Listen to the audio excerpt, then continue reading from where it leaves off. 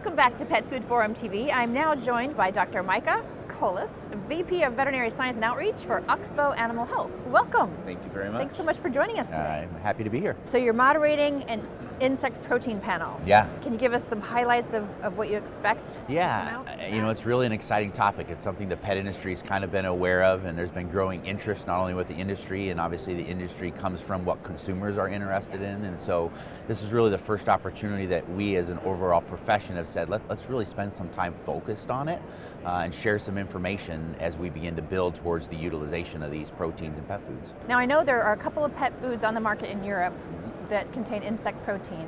How far away are we from seeing this in the US? Great question. There's no crystal ball there. You can't predict that. No, I wish I could. I think the reality is that it's going to happen sooner than later. It's really not a matter of if, it's more a matter of when. And what it comes down to is the market has an interest. And so what we're really needing right now is that collaboration, that effort between a couple of key kind of stakeholders. You know, one, there's the producers of the insect proteins and their ability to commercialize their products and to have those products ready for the market. The second aspect of that is the pet food manufacturers, you know, whether it's the extruders or whatever the case would be, their ability and willingness to utilize those ingredients. And then probably at the foundation of all of it is the regulatory aspect of things. And so before we can use any of these ingredients, we have to go through the right channels with AFCO and with the FDA to really what it comes down to is safety. Just making sure that not only the pet but also the consumer, these types of ingredients are safe for the animals. So it's going to happen sooner than later. I think the interest is gaining steam, and so hopefully those kind of key indicators and those key people are really going to get on board and push the effort forward. So what would you say are the biggest benefits or advantages to pet food companies to look at insect protein? Yeah, and so there's a lot of factors to consider there. I certainly think as a veterinarian and as a pet food manufacturer, I'm always thinking about getting the best nutrition I can for the animal.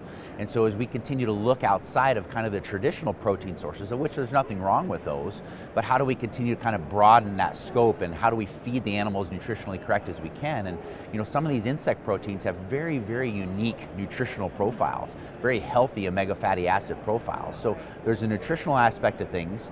There's also the diversification. You know, animals in the wild eat dozens, if not hundreds of different types of ingredients, yet far too often in captivity, we narrow that scope down to a select number of ingredients that we use over and over and over again. So really broadening out that diversity is nutritionally beneficial.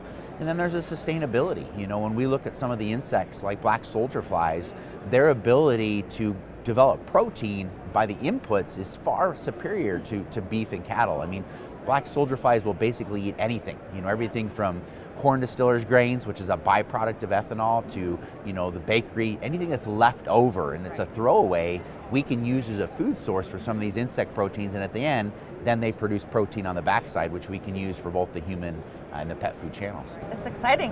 It is. I wonder where we'll be next year when we're here at the show. I think it'll be all kinds of crazy new insect proteins that are out there and feeding for ourselves and for our pets. Yes, yeah. Excellent. Well, Dr. Kohles, thank you for joining us You're today. welcome. Good luck with the panel. Thank you very much for having me. Absolutely, Yeah. anytime. Yeah. And we'll be back with more here on Pet Food Forum TV.